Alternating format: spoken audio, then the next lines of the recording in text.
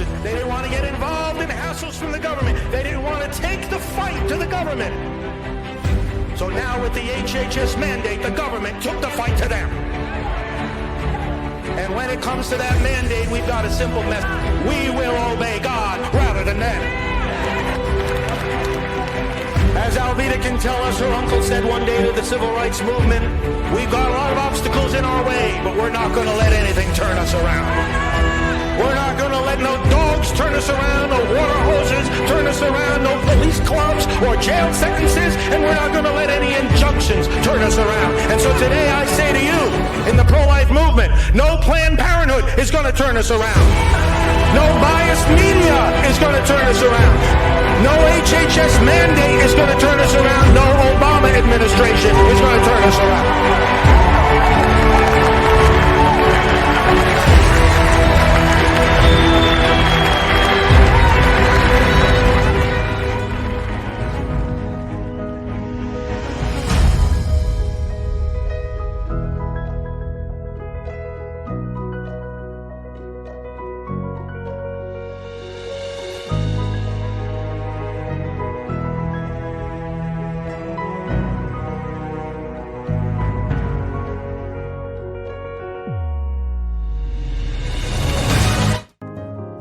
We are marching for a certainty. And it's not only the certainty that we will arrive at the day of victory for the unborn, it is a certainty that the power which now dismembers them and crushes them and throws them in the garbage is a power which at its roots has already been defeated. Well, I'll tell you, Father Frank, it's amazing that we're actually sharing the stage with you. When Jason and I were kids, we met you in 1988. Yes. You look the exact same. He's got the same hair, the same glasses, and the same outfit. In 1991, that was the height of abortion. It was 2,197 freestanding abortion clinics in America. Today, thanks to the work of Priests for Life and other organizations and Christians and Catholics joining hands and uniting for life, there are less than 600 freestanding abortion clinics in America.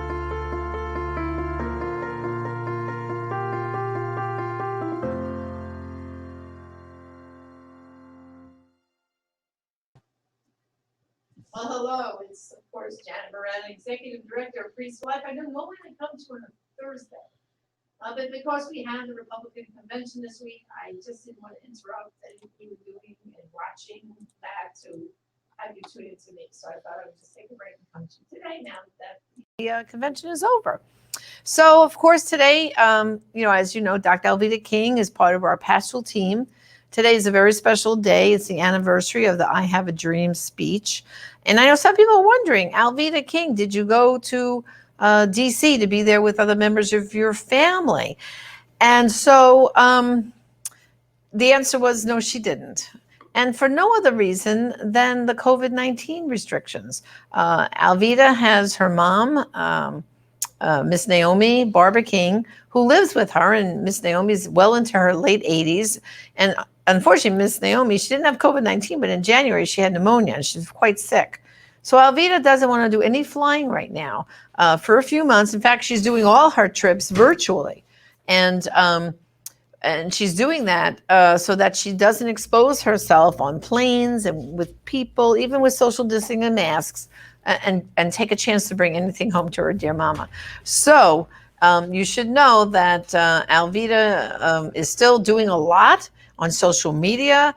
Every Wednesday, she has a program here like I do during the week. At 3:30, you'll see Alveda here repeating at 7. So just to know she's really active, but she was not in D.C. today. Well, looking back at this RNC convention, someone just asked me what was my favorite talk. Well, I thought all the talks, and the question came, what was your favorite speech from mine was Sister Deirdre. Okay, got that, Brian. Okay, well, there were several speeches that were my favorites, and I'm going to play 2 of them for you during this show. And the first one is going to be Abby Johnson, which she, as you know, was a former Planned Parenthood director of a clinic in Texas, and of course left the industry many years ago.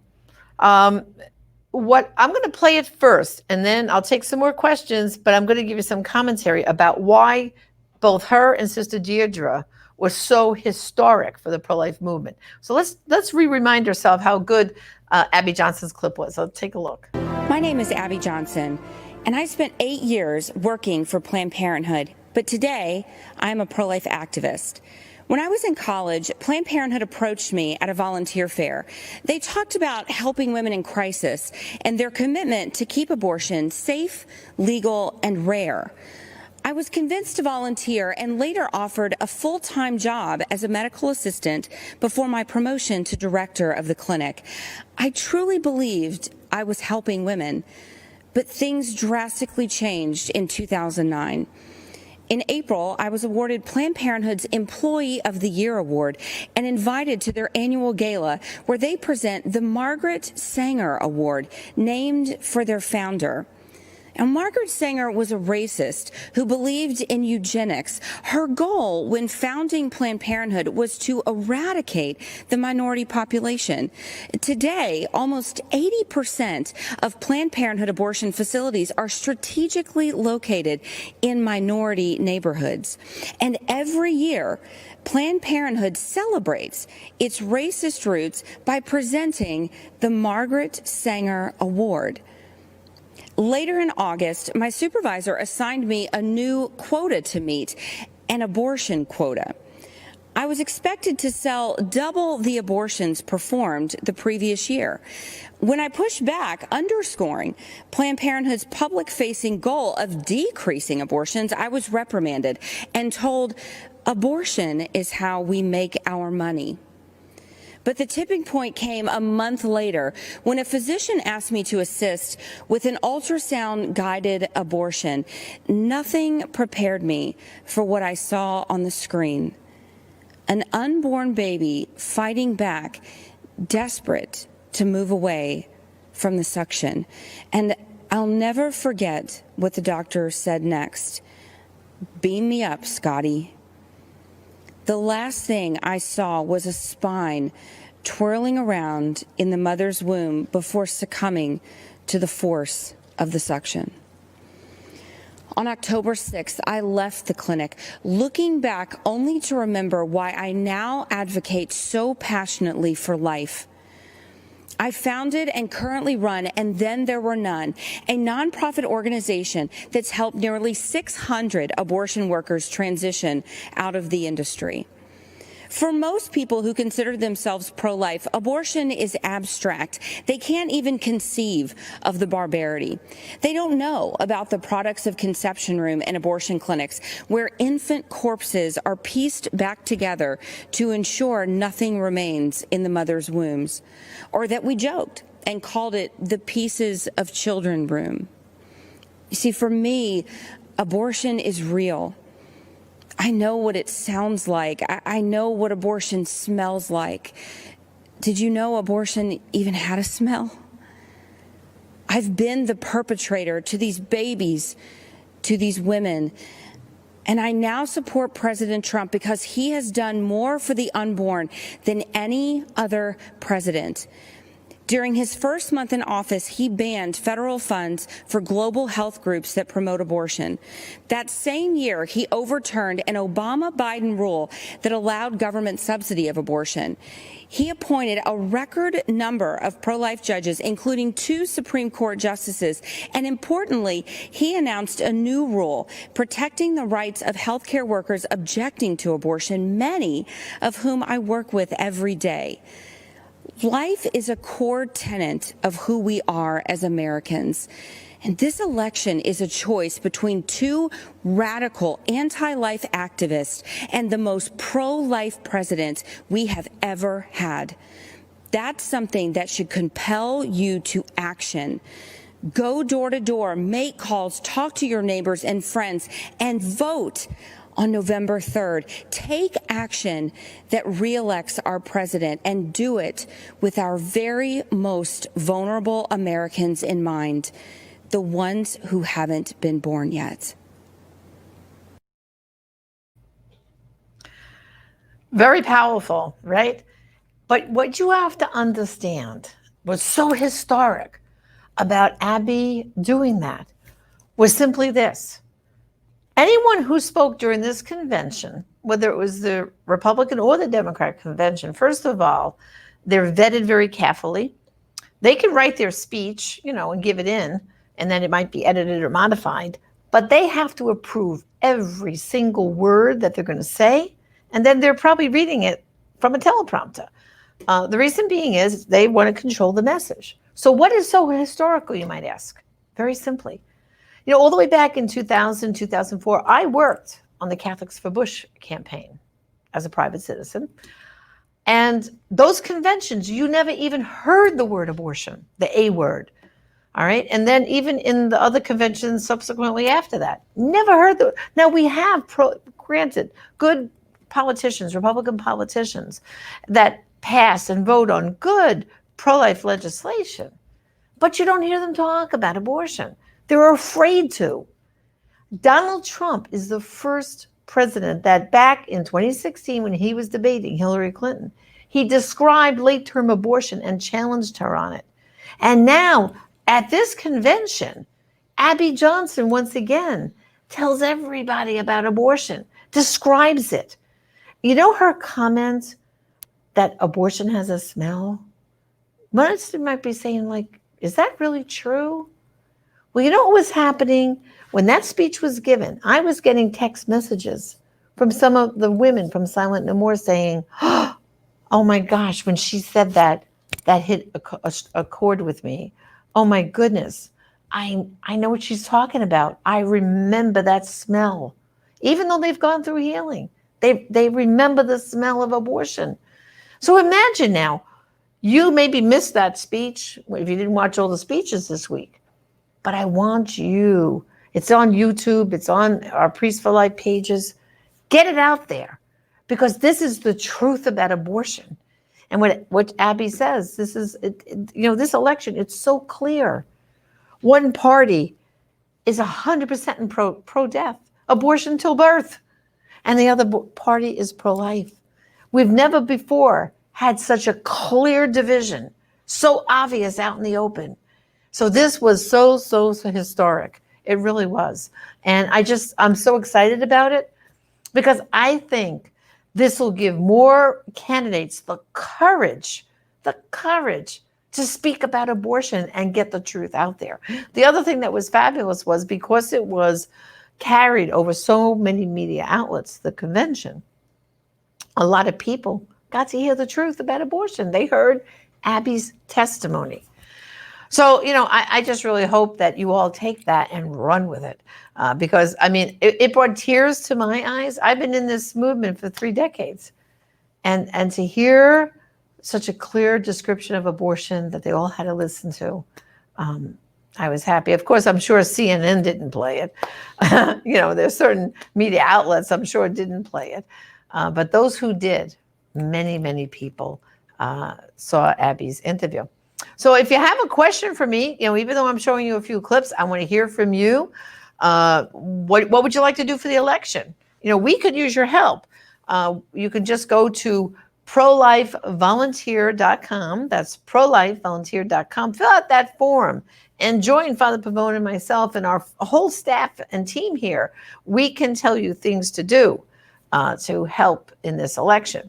Well, now we have a question from Laureen Mendelson, and she said, what can we do to fight against Planned Parenthood?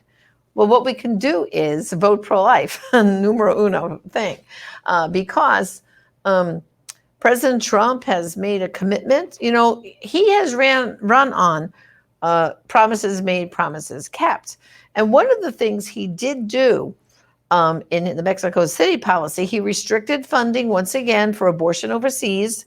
And of course, the Democrat candidate has already said the first thing he'll do in office is totally undo that so that a more funding goes overseas for abortion through international Planned Parenthood. That's right. Planned Parenthood is not just here in the United States. They're international. So we do know that if we do reelect our president, and if we can get more people in the Senate, and if we can take back control of the House, they are committed to defund Planned Parenthood totally. So the question was, how can we get rid of Planned Parenthood? Vote pro-life in this election and get as many people as you can out to do the same thing. And then in the next few years, we will see the funding and the diminishing of Planned Parenthood. Yes, we will. One word of encouragement, though, I can give you is, a number of years ago, there was, I would say, close to 3,000 abortion clinics all over the United States. And that number has dropped to now, I think we're just under 600. So we've made progress, but we have to have a lot more progress than that. I don't want to see one left. So let's get out there and do something for this election, and let's vote pro-life, and let's get Planned Parenthood finally defunded. Okay, we have another question. Mark Allen Brown, he said, how can you be a Christian and support the Democratic agenda? I don't think you can. I mean, what you have to do is, and this will bring me to a really good point. Priests for Life, what we've done, it's actually just going to our printer today. We have developed what's called a party comparison. We've picked 6 issues, all right? And of course, it's abortion, Planned Parenthood, school choice. I'm trying to think of the other 2 areas, but there's 6 different issues, all right? And what we do is we show you, I'll say on Planned Parenthood, here's the position of the Democratic Party, here's the position of the Republican Party, straight from their party platform. We even give the page number that we lifted the quote from. So we're sending this out to our printer right now. It's all 6 topics. In this side is the Democrat, this side is the Republican, and it makes it quite clear that how can you, like you just said, be a Christian and vote Democrat? Because they're against everything that the Bible tells us to be for. And then what's great about this party comparison is one side is in English and the other side is in Spanish.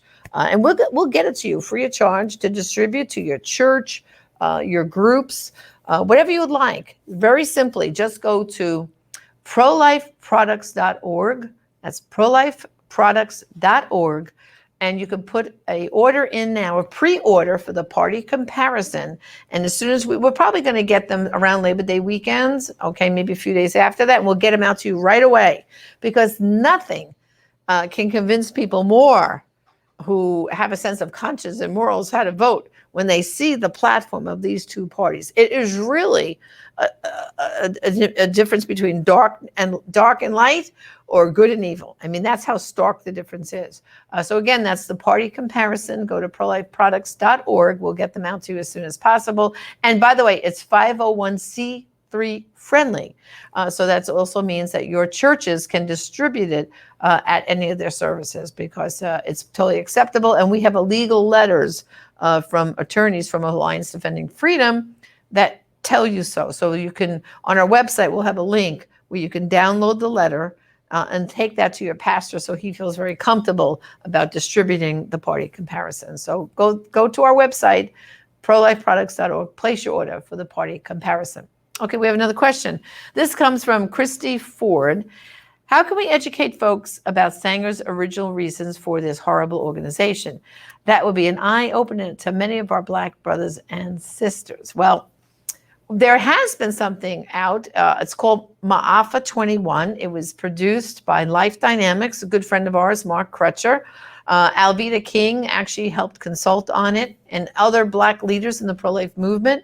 It exposes everything about Planned Parenthood, Margaret Sanger, and more. If you just go, I do believe they have it now on YouTube. So it's Ma'afa, which is MAAFA and the number 21. So just Google that on YouTube and you'll see Ma'afa 21. So many, I can't tell you how many copies of when it first came out. I think it must have come out over a decade ago. But when Ma'afa 21 first came out, that Mark Crutcher did, Alveda was tremendous in getting it out. And members of the pro-life Black coalition that she has founded. And so many hearts and minds and pastors have been changed by watching Ma'afa 21. So if you haven't seen Ma'afa 21, again, Google it on YouTube, watch it, and take that link and get the word out and spread it. All right? Let's see. Next question. Linda Morgan, she said, what can we do to motivate our bishops to strongly speak up for life? I don't know. What can we do? You know, we have some great bishops and they speak out all the time. And others are very silent. And unfortunately, right now, the church is pretty divided, unfortunately, meaning there's bishops who, you know, I guess you would call them Pope. I call them Pope Francis bishops. And then there's bishops who I call St. John Paul II bishops. And the St. John Paul II bishops understand that abortion and euthanasia, those are foundational issues that are so important. But what can we do for the bishops? You know what? There's a document called Living the Gospel of Life. It was issued by the entire body of bishops in 1998. It's one of the best things that the body of bishops have said on life. If you go to our Priest for Life website, we have it up there. Just go to our search engine and type in Living the Gospel of Life. We have a path there to the whole document. And we also have a study guide for it too. I think if you reminded your pastor about what the bishops have said, I mean, there's so many phrases in there that are so good, having to do with the election and how to vote. Voting, you know, pro-life is the most important. I think that would help. And maybe send a letter to your bishop and remind him, maybe he's a newer bishop that wasn't a bishop in 1998 when this document was issued, and maybe he's unfamiliar with it. So you could take a nice approach and say, you know, Bishop, when I was doing research for the election, I found the greatest document. It's called Living the Gospel Life. Did you know it was issued by the whole body of bishops in 1998? I'm enclosing a copy for you with this letter. And I would just love to see the priests in our diocese preach more on the bishop's very words. So that might be a way to encourage bishops and pastors and priests to preach more using the words of the bishops. And here's one example they give in that document. This is one of my favorite examples. They talk about a house and they say, well, when you build a house, if the foundation is not strong and solid, right? What will happen? The house, you can't put up the walls and the roof and the cross beams and all that, right? Because it doesn't have a strong foundation. So in this document, they show the image of, well, the foundation, that's abortion and euthanasia. And then, of course, there's other issues like everyone tells us. There's education and poverty and housing. Well, those are the walls and the cross beams and the windows and the roof. But if we have not protected life at the very foundation, then everything else crumbles. So it's almost like, you know, you can't worry about a baby's education. What's your education plan? They got to get born first, right? Oh, what kind of medical coverage are they going to have? They have to be born first. What's your housing plan for them? They have to be born first. So that document, that's just one example of so many things the bishop said in that document. Living the gospel life, that's the thing you can run with and be very confident in helping to have priests and their bishops speak more about life issue. Okay, let's see. Do we have another question? No. Okay, then I'm going to show you another clip. The other important thing that happened, I thought, this week was last night at the convention. Sister Deirdre Byrne. I mean, this was another amazing thing. Twice in 1 week, 2 speakers with such a clarion call about abortion. Let's listen to what Sister Deirdre said last night. Good evening. I'm Sister Dee Byrne, and I belong to the community of the Little Workers of the Sacred Hearts of Jesus and Mary. Last 4th of July, I was honored to be one of the President's guests at his Salute to America celebration. I must confess that I recently prayed while in chapel, begging God to allow me to be a voice and instrument for human life. And now here I am, speaking at the Republican National Convention. I guess you better be careful for what you pray for. My journey to religious life was not a traditional route, if there is such a thing. In 1978, as a medical school student at Georgetown University, I joined the Army to help pay for my tuition and ended up devoting 29 years to the military, serving as a doctor and a surgeon in places like Afghanistan and Egypt's Sinai Peninsula.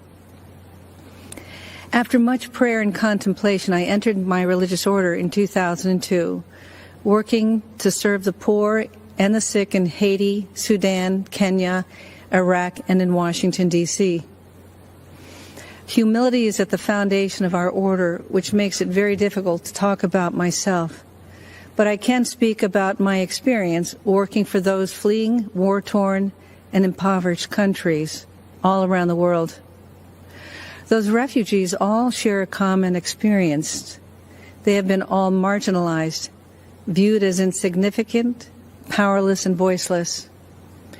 And while we tend to think of the marginalized as living beyond our borders, the truth is the largest marginalized group in the world can be found here in the United States. They are the unborn. As Christians, we first met Jesus as a stirring embryo in the womb of an unwed mother and saw him born 9 months later in the poverty of the cave. It's no coincidence that Jesus stood up for what was just and was ultimately crucified because what he said wasn't politically correct or fashionable. As followers of Christ, we are called to stand up for life against the politically correct or fashionable of today. We must fight against a legislative agenda that supports and even celebrates destroying life in the womb. Keep in mind, the laws we create define how we see our humanity. And we must ask ourselves, what are we saying when we go into a womb and snuff out an innocent, powerless, voiceless life? As a physician, I can say without hesitation, life begins at conception. While what I have to say may be difficult for some to hear, I am saying it because I'm not just pro-life, I'm pro-eternal life, and I want all of us to end up in heaven together someday. Which brings me to why I'm here today. Donald Trump is the most pro-life president that this nation has ever had, defending life at all stages. His belief in the sanctity of life transcends politics. President Trump will stand up against Biden-Harris, who are the most anti-life presidential ticket ever, even supporting the horrors of late-term abortion and infanticide. Because of his courage and conviction, President Trump has earned the support of America's pro-life community. Moreover, he has a nationwide of religious standing behind him. You'll find us here with our weapon of choice, the rosary.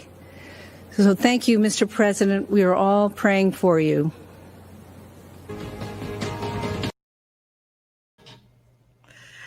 I mean, was she not awesome? So just like with Abby Johnson, once again, Sister had to give her talk over to the RNC. They vetted her speech. maybe edited it, shortened it, whatever, so it would be within the time constraints. But again, allowed her to say the word abortion, talk about abortion. This, again, very historic. She said let's pray for the president. And that reminds me, here at Priests for Life, at our online store, which is prolifeproducts.org, we have a great t-shirt. I'm going to cover up me so you can see it. Pray for 45. See it? Pray for 45. And so if you'd like to order one of these to follow up what Sister Dee Dee said, we need to be praying for our president right now during this election. I saw a commentator on the news the other day say, you know what? In the history of the United States of America, we have never had a president before, from the moment he took office, he has not had a break. They can't say anything positive about the man. But you should go Google promises made, promises kept, to see the long list of all the promises he made to the American people, and he has followed through on them. And again, if you'd like to order this, he needs our prayers. He really does, and his whole family. But pray for Trump. It's a great way to go out there and promote the president by praying for him. And go to prolifeproducts.org if you would like to get one of those t-shirts. And of course, Susan DeLuca said hello. Hi, Susan. Susan used to work at Priests for Life in our New York office. And I hope one day, Susan, you can come to Florida and visit. I know you're living in Florida, a few hours south of us. So you need to give me a call and let's have a visit to our office. Okay, we have another question now. It comes from Juanita Lynn, and she writes, what is the best way to approach young women who desire an abortion when you know that she does, but she doesn't want to approach another to ask for help? Okay, so a young woman wants to have the abortion, but she doesn't want to ask for help.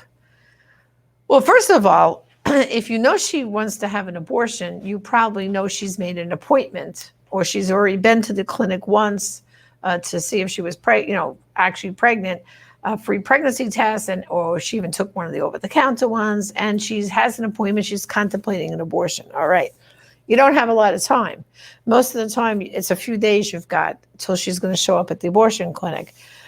So you have to be that voice of reason to say, I'm here for you.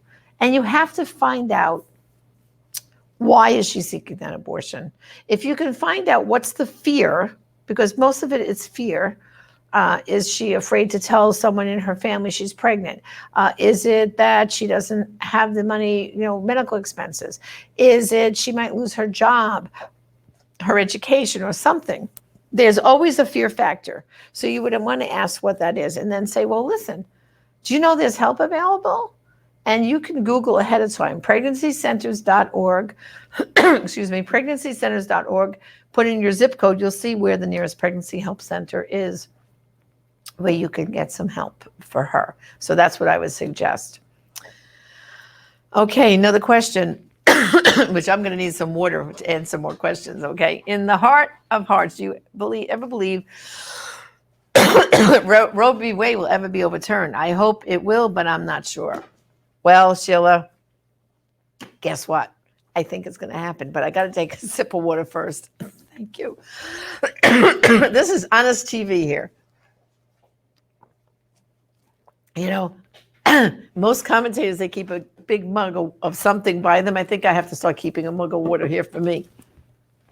But I'll explain why I think Roe v. Wade can be overturned. It's this. Right now, we don't have enough justices that can overturn the decision. Let me take you back. When Roe v. Wade was decided, it was a 7-2. That was the judges. Okay, 7 were in favor of Roe and 2 dissented. Right now, we have a 5-4 majority on the court. So you're really, really not going to get them at a 5-4 majority to have a case come up that they're going to look to overturn Roe in that. So what's really important is that we reelect our president and we keep the Senate majority, because in the next 4 years, it is very, very likely that 2, not 1, but 2 Supreme Court justices will retire and have to be replaced. One of them is Ginsburg, and the other is, I always forget the second one, but they're both in their late 80s. And Ginsburg has been very ill, unfortunately. I don't wish her any ill, but the chances are in the next 4 years, one or both of them will have to be replaced. Now, if those two, okay, which are very far left Supreme Court justices, get replaced by a pro-life president like President Trump, well, he's going to give us another Kavanaugh or another, Gorsuch. So then finally, if our guys stay healthy, the other guys will have that 7-2, and I think it can happen. There's already been some cases that have gone up to the Supreme Court that have begun to chip away, as they would say, at Roe. So I think we just have to get that a bigger majority on the court, and I think it's going to happen. But what is also very important is what happens in your own state. Because, unfortunately, when Roe v. Wade is overturned, abortion is still going to remain legal in quite a few states. It's just like before Roe in 73, abortion was legal in 5 states already, 2 of which are the capital states of abortion, which was New York and California. Well, those 2 states, in fact, New York recently, a few years ago, as you know, passed a law making abortion legal up till birth. Because up till that point, see, New York, abortion was legal before Roe. Abortion was legal there only up to 24 weeks. And it stayed on the books all these years. But then the pro-abort lobby there up in New York said, yeah, we got to change that.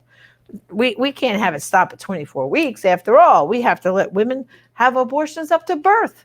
And so they've expanded their law in New York State. California has certain laws, and other states, what they're doing is they're passing these laws expanding abortion in their states. So what happens in your state is very, very important. So showing up to vote this election year, it's so important because what's at stake? The presidency, a third of the Senate, the entire House, and then you have your local races in your own state, right? Your state legislature. And it's very important, the laws we pass in the states, because when the day comes, which I think is going to come soon, where we can overturn Roe, well, then it throws it back to the states. Now, some states, like I know, Louisiana, which actually Louisiana, I think, has the most bills on their in their state to protect the unborn. They have already passed what's called a trigger law. And their trigger law says that when Roe v. Wade is overturned, abortion will be illegal in the state of Louisiana. And there's other states that are pushing and fighting to pass those kind of laws. So I hope that answers your question. It is very, very important what happens in the states.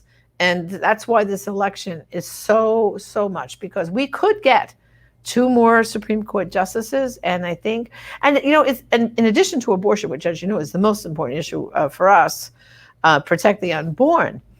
But if we get more of what I would call a super majority on the court, how many other cases will we also win for religious freedom? And the list just goes on and on. So there's a lot at stake at this election. So I'm hoping that you are inspired during these 2 clips we saw and some of our commentary that you're going to get involved in. And again, if you want to get involved, Father Frank and I and Byron White, and our whole team here at Priest for Life, we need your help. If you go to prolifevolunteer.com, fill out that form. Again, prolifevolunteer.com, fill out that form, and we'll be in touch with you, because we can give you things you can do right in your own home, at your own computer, that we can have success in this election. I think we have another question. Okay. Esther King is asking a question. She says, has Priest for Life, Silent No More, or some other pro-life organization made any recommendations for potential Supreme Court nominees to President Trump? Well, actually, Priest for Life, we don't have to make the recommendations, because there are actually groups that do that. And what they do is they send around those recommendations to the pro-life leaders so that we're aware, and they give us the curriculum vitae of the justices, And so one of them is called, I always forget the name of the group now, but there are several groups. They vet the list. And President Trump has said, come the fall, when he's out on the campaign trail, pretty soon he's going to release his list, and that's what he did in 2016. he released the list of, here's the list that I'm going to pick from. And from that list, he picked Gorsuch and Kavanaugh. So he really keeps his promises. And he's got to have another good, stellar list like that these legal pro-life, see, the groups that vet the judges, the people who they're going to give the president list to, these are pro-life legal organizations like Alliance Defending Freedom and so many others. So Priests for Life, our role is not in recommending them, because we're not as familiar with all the judges all over the country. Like, who would you recommend? But what does happen is they bring us into the conversation, and they let us know why certain people are on the list. And I mean, they're always stellar candidates that they put on that list. I've never seen anybody that I would say, oh my gosh, why is that person there? They're always amazing people that have had some very, very good decisions. In fact, Kavanaugh, he was in the district court when our Priests for Life case from the HH mandate was coming up through the courts. So he was very favorable to us at that level. So we certainly knew he was A1, good guy to be on the Supreme Court. So I hope that answers your question. We don't get directly involved, but indirectly we're involved to help. So I don't think we have any more questions, right? We're good? All right, inquiring minds are all set. So we have a homework assignment for you, which is 2 clips I showed you, Abby Johnson's and Sister Deirdre. They're out there on our Priests for Life website. They're also out on YouTube. Share them, because not everybody tuned into the convention. So I want you to share them, make people aware tell them how historic this was. This is the first time the word abortion was covered multiple times during this convention. Of course, we need your help to volunteer. Go to prolifevolunteer.com. I also asked you if you'd like to order the party comparison. Go to prolifeproducts.org. Tell us how many copies you'd like. And of course, while you're there ordering a party comparison, we can get our t-shirts to Pray for 45. So thank you for joining me on this segment. And until next time, this is Janet Morana at Priests for Life. God bless you. Have a wonderful weekend. And let's go forward to victory. Thank you and God bless.